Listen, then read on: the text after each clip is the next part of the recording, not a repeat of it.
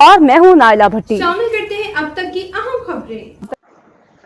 Deputy commissioner Sialkot का Easter पर solid waste management company के मसीही मुलाजमीन के साथ केक काटा।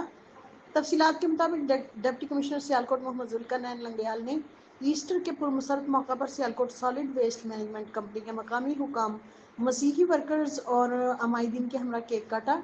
DC ऑफिस सियालकोट में एक सादा और पुरवकार ईस्टर की तकरीब में डिप्टी कमिश्नर ने मसीही मुलाजमीन को ईस्टर की दिली मुबारकबाद दी और उनकी खिदमत को सराहा।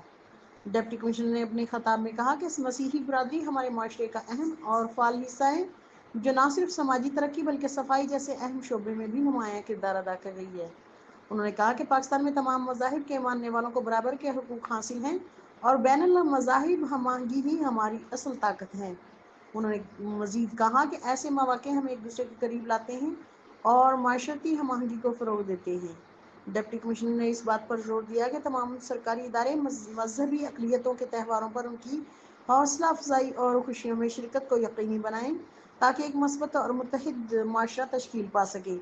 तकरीब के अख्ताम पर मसीही मुलाजमीन ने डिप्टी कमिश्नर का शुक्रिया अदा किया। पास्टर दिलशाद आरिफ ने इस मौका पर मुल्क व कौम की सलामती और इस्तेहकाम के लिए दुआ करवाई।